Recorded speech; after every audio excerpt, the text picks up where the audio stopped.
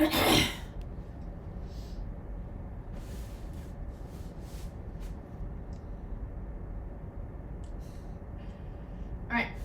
One. Alright.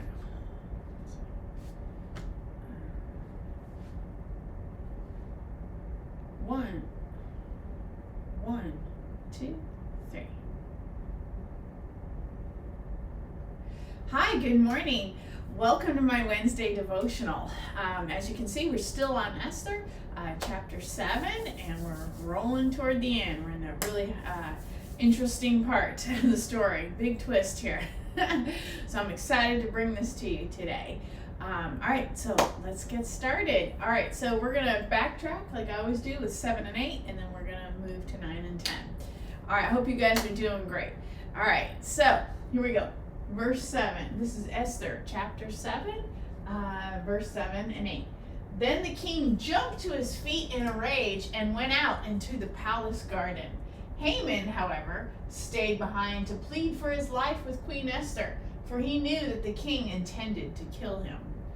In despair, he fell on the couch where Queen Esther was reclining, just as the king was returning from the palace garden.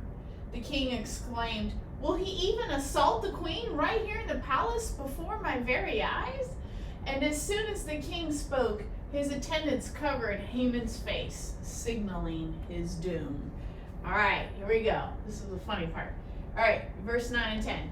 Then Harbona, one of the king's eunuchs, said, "Haman has set up a sharpened pole that stands 75 feet in his own courtyard. He intended to use it to impale Mordecai, you know, the man who saved the king from assassination. Well, then impale Haman on it," the king ordered. So they impaled Haman on the pole he had set up for Mordecai, and the king's anger subsided. All right, a lot to unpack here for this week. All right, so we know that Haman just went from one to another. You know, it all just rolled. The minute Esther pointed out is Haman is the bad guy, everything just went really bad. You know, you had the king running out to the garden because he was in a rage and he was trying to compose himself. Then you've got Haman, who, you know, comically is what I think, but, you know, how I envision it, you know, sort of fell on the couch, you know, and I'm assuming it was an accident. I mean, clearly, you know, he was freaking out. So I think it was accidental that Haman fell onto the couch where Esther was reclining, the queen. And, you know, just all the timing is amazing. And the king walks in and just was like, oh my gosh, he's assaulting her right here. And so, but the funniest part is, then Harbona, wait, there's more. You know, we haven't heard from our Harbona, because of course he's only one of the king's eunuchs. You know, the king's gonna have all kinds of eunuchs in there as sort of like, you know, the palace guard or whatever. So Harbona, oh, but wait, you know, you know, and funny how Harbona does this, and another H, Harbona, Haman, you know, wow, gotta get them all these H's in here. Harbona is just like, well, wait a minute, you know, Haman was gonna set up a pole that he was gonna go impale the good guy Mordecai on, and that's when King was like, well, then go impale Haman on it. You know, this sort of, I could just see this sort of like comical, like King thinking, do I have to do all the thinking for everybody? You know, this reminds me of a sitcom or a dramatic sitcom or something like that, where all these things are all happening at once. You know, where Haman, remember, he thought he was getting happy, being all smug, going to his friends saying, you know, I'm the next in line, I'm the number 2 guy, and I'm gonna go get Mordecai and, you know, have him impaled. Well, you know, that happiness went from up to down real fast. This just was rolling right through. This all happened in a matter of like minutes, you know. And so, yeah, so they impaled Haman right on that pole. Boom, boom, boom. King doesn't waste any time. This is the king who's like, then impale Haman on it, not have it. And notice how the king's anger subsided once Haman was, you know, toast, right?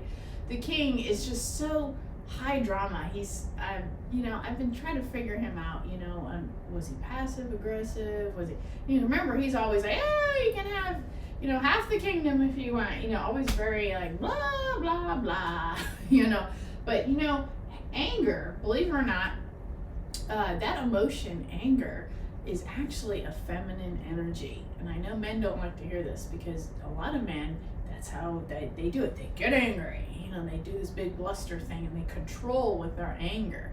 And they get everyone around them, and it tends to be women to become, passive for them or something. And it's a controlling technique. But I didn't realize this, and I saw it, I forget what the name of the psychologist was, I just blanked right now. But when you think about it, it makes sense that anger is a feminine emotion because as we traditionally know, women, traditionally, I know that, feminists have a different viewpoint nowadays, but it actually is a feminine it's feminine energy. And when you think about it, it is because women traditionally have been emotional while men are the rock, they, very simple, they go out, they hunt, they, and kill or whatever, dragon slayers, whatever, they come back home, boom, women are always worried about the emotional drama and all the details. Remember, like when Jesus was talking about like Mary and Martha, you're always worried about all these details, blah, blah, blah. That's how women generally are, blah, blah, blah, they kind of circle around and do all that. And the men are like, they do their one task and then they sit down and, done for the night, so men are a little, and I hate to stereotype, but what's the word? Like a rock, like a one task. They're definitely one task because their brain does operate differently. That is a clinical fact. Women, because we are worried about all these other details, it's because of two of our brains, there's this biological study that we connect that way very easily. We just switch channels like this one. And that's, when you see all these comedy things about why women are, emotional or this or that, why is your brain going? It's because they're connecting really fast. Men work at one channel at a time. Their tasks, they're boom, boom, boom, and then their anger, emotions over here, boom, boom, and then that's it. It's one channel versus women are constantly crossing. So, anyway, I know, a little off topic, but it's just something I was thinking about. It's interesting how they noted that his anger subsided, and I kind of wonder if the writer's like, okay, now the anger, the king is fine, his anger subsided. Well, what if he wasn't? I don't know. All right, I know I'm going long, so just something to think about, dramatic turn of events and the emotional roller coaster, all the last we heard, Queen laying back on her recliner, so we'll find out where she's at after this, right? Next week. All right, things are getting hot. All right, we go to chapter 10 and then I'll go to something else. So we'll see how it goes. Anyway, thanks very much for watching. I hope you guys are having a great week. All right, take care. Bye-bye.